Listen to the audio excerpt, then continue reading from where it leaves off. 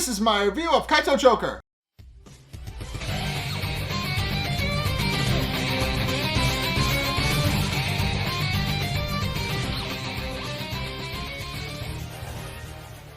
Okay, so this episode actually sets up a kind of a imposter Joker kind of thing, and it's kind of interesting.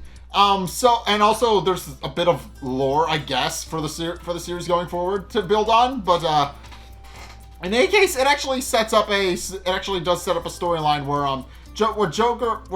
Spade and Dark Eye are actually going to rob they're going to steal a rare treasure from a museum, and they see someone that they believe to be Joker there.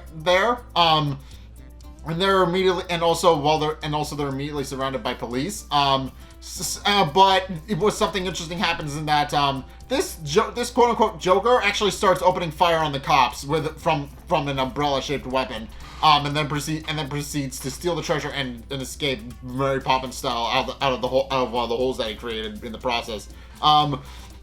With Spade quickly realizing that this is likely somebody completely different since it isn't entirely like him. And case in point, that very same morning, Haji actually wakes up Joker to turn on the underground network, and show Joker what exactly is going on. And long story short, Joker's a little surprised is a little confused as to what's going on, since now he's being branded as a criminal and basically a terrorist, since he's destroyed. So this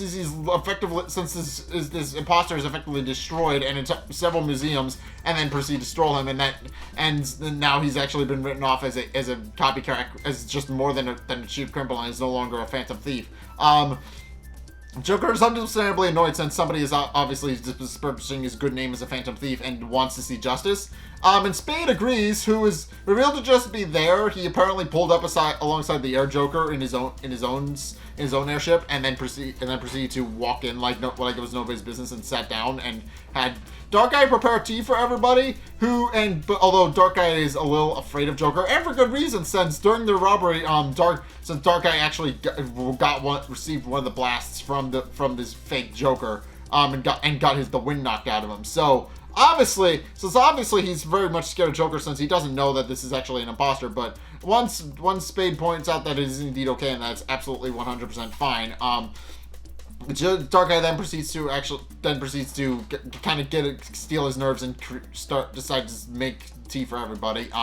At which point Joker and Spade realize they need to actually work together to actually bring this guy down and figure out a plan of action on how to actually clear Joker's name. So they then proceed to start a brainstorming mission. Meanwhile, Oniyama, Genki, and Momo have actually gotten an advance notice, and while Genki and Momo are quick to point out that it likely is Joker, pointing out that's his MO down to a T, Oniyama isn't entirely sure. He knows that since he feels like this isn't something Joker would do, and feels like that it might in fact be an imposter as well, and he's not entirely 100% on that yet. But anyway, shortly after Oniyama receives his advance notice from this fake Joker, we actually are revealed to a scene where it's revealed that this fake Joker, revealed to actually be named Shadow Joker, is in fact working for Professor Clover and is actually stealing things for him. And that apparently Shadow Joker has some sort of personal vendetta against Joker and is trying to make him pay for it.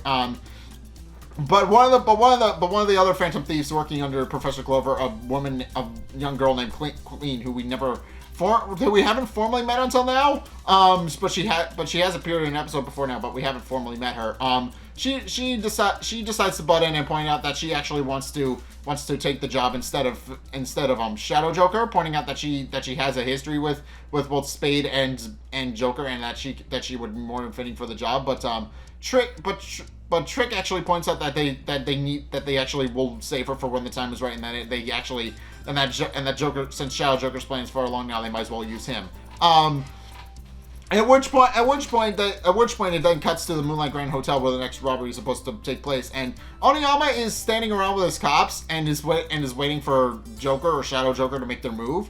But eventually he has a realization that they could be hiding in the bathroom, and they proceed to go and check. Genki comes out of the girls' bathroom, pointing out that everything is completely fine there. Whereas Oniyama comes out and it's revealed that he literally just used that as an excuse to use the bathroom, much to everybody's chagrin.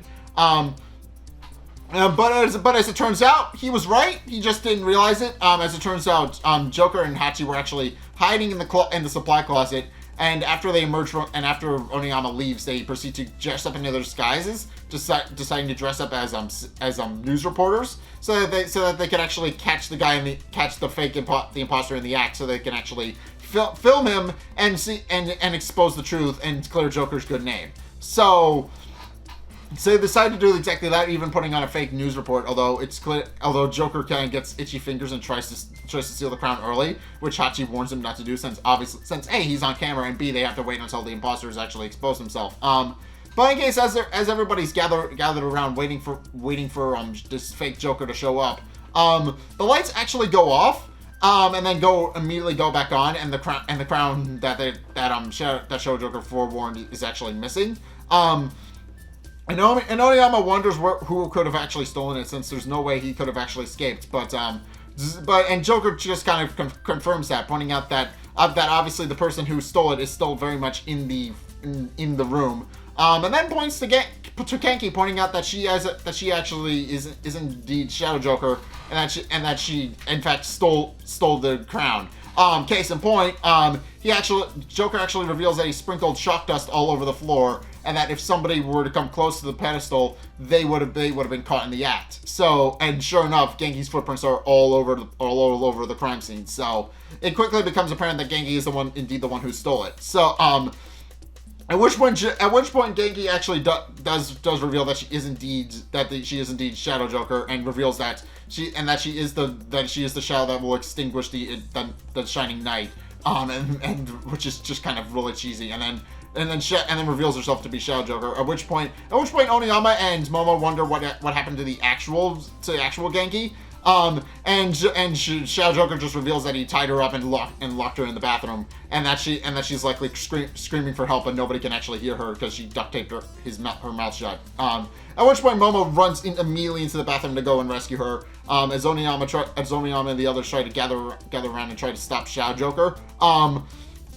But in any case, in the process, Shadow Joker actually exposes the real Joker, who, despite looking very much like his counterpart, apparently nobody has ever put two and two together that they're the same person. But Joker then proceeds to take off his disguise and undo his image gum, and they then proceed to change back into Phantom Thief outfits. So they then proceed to go and actually challenge Shadow Joker to a fight. But Shadow Joker then proceeds to escape, and starts firing on all the cops again. And then proceeds to escape and using his umbrella. But before he can, Oniyama actually jumps out the window after him and grabs him. And as Shadow Joker's actually trying to escape, and with Oniyama clinging to him, Oniyama then proceeds to point out that he will never actually be able to measure up to the real Joker, pointing out that Joker always uses illusions and other fancy tricks to actually escape the police, and actually figure out various ways on how to actually combat the police. And points out that since Shadow Joker's literally just using the same trick over and over, i.e. his umbrella, and is literally just stealing things through brute force, he will eventually fall into a trap, and they will eventually arrest him. At which point Shadow Joker points out that those are likely going to be his final words, and shoots Oniyama in the chest, and Oniyama falls into the pool and is presumed dead. He even starts bleeding into the water. So yeah, kind of a little bit dark, but in case Joker sees Oniyama get shot and jumps out of the window after him, and proceeds to start doing battle against Shadow Joker, knocking the crown out of his hands, and then they proceed to fight one another with Shadow Joker obviously using his umbrella to fire off rounds at him, while Joker just uses his simple Phantom Thief tools to actually fight back. And while they're fighting, Hachi realizes that the crown is completely abandoned and goes to grab it. But Shadow Joker notices this and proceeds to grab Hachi and threatens to shoot him if Joker doesn't surrender. So Joker is forced to let go of his Phantom Thief cards, and is forced to come forward with his hands up. But as this is happening, Oniyama is revealed to not quite be dead. He did get shot, but he is still fine. And he then declares that the person who's actually going to arrest Joker is him. And then proceeds to throw a pair of handcuffs at Shadow Joker and completely misses and hits a nearby tree and then collapses. And Shadow Joker merely remarks that was likely just a last-ditch attempt from a small fry. But then looks over at Joker and realizes that Joker in that time has actually built a house of cards out of his Phantom Thief cards. And Shadow Joker points out what the hell he's doing. First and foremost, he's just a little confused as to why Joker is just deciding to build a house of cards. And Joker points out that the fight is pretty much over, so he doesn't feel like there's any real reason for him to actually get up and fight. And while Shadow Joker initially misinterprets this as Joker throwing in the towel, Hachi then reveals that it's actually Shadow Joker who's lost. And as it turns out, Oniyama didn't actually pass out. He was just faking it so he can actually pull the tree that he pulled down, so he could basically clothesline into Shadow Joker and just swing into him and knock him over. And it works. So he winds up knocking Shadow Joker off his feet and into the tree. And Shadow Joker's a little confused, pointing out that they've actually been working with each other the whole time.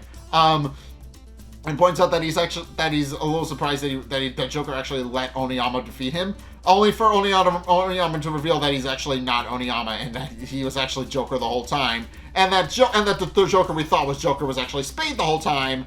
And that Oniyama himself is actually tied up in the bathroom as well. At which point we get an information corner from Silverheart, who then reveals the plan they actually came up with, which is that one of them, and they played rock paper scissors for it, would disguise themselves as Oniyama, while the other one would actually go in to go with Hachi and pretend to be the reporter. And regardless of who it was going to look like Joker was actually disguised as a reporter, and somebody was going to be disguised as Oniyama, regardless of who won the rock paper scissors game. But obviously it was Joker who lost because Spade predicted that he was going to go for rock.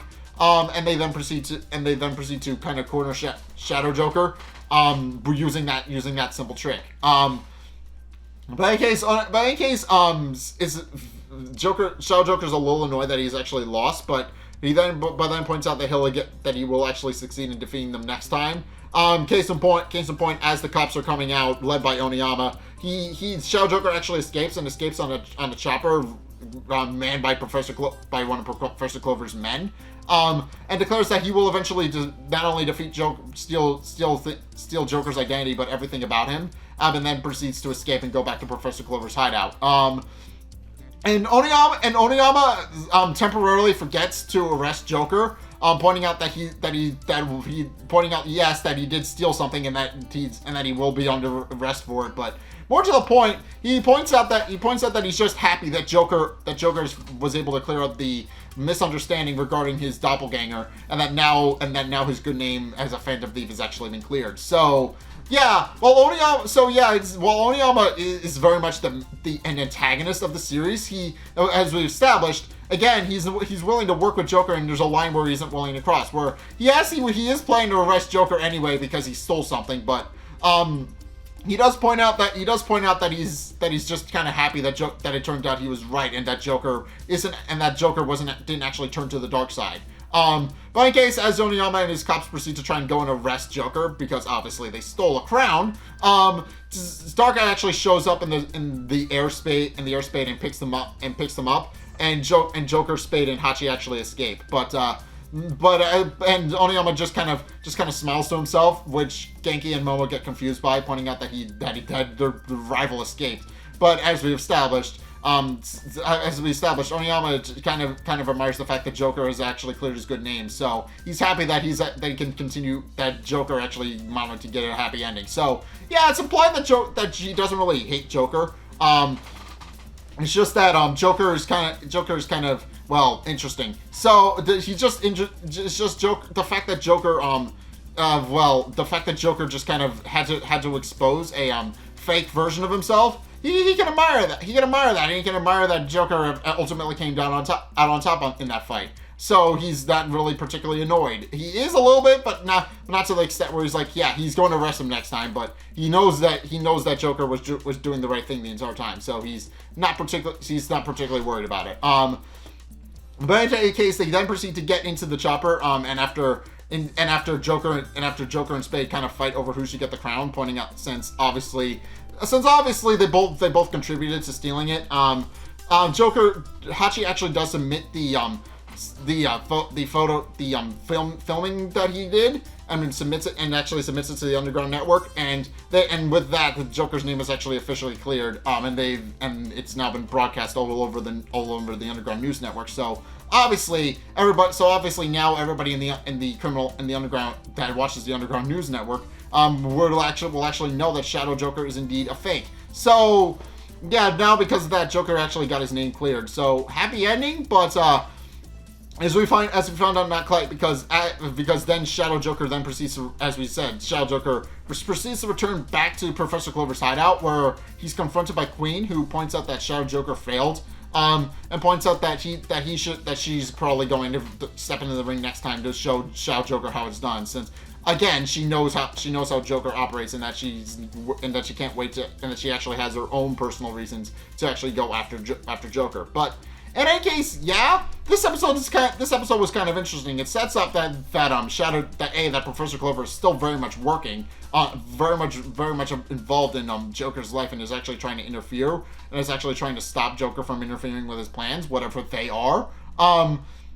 But on top of that, he actually has 2 other Phantom Thieves in his employ. Well, maybe Phantom Thief might be a little bit generous regarding Shadow Joker, considering he literally just blew up shit for the entire episode and really didn't have any sort of illusions or any sort of skill-related things. He just shot people. That's all he did for this entire episode. But yeah, and also I'm interested to see what Queen's story is and why she's actually working for Professor Clover. But for right now, though, I think I'm going to leave this episode here. So thank you guys so much for watching. If you did enjoy this review, then be sure to like, comment, and subscribe. Also, be sure to follow me on Patreon if you want to help support me. It's only a couple bucks a month. It does help me out. So be sure to go check that out and help support me down in the description below. Be sure to check out my Twitter as well if you want to follow what's going on with the channel. And finally, if you want to see more content from me, then be sure to check out you can check out my Twitch down in the description below. I stream every Sunday, 2:30 Eastern Standard Time, so be sure to go check that down in the description.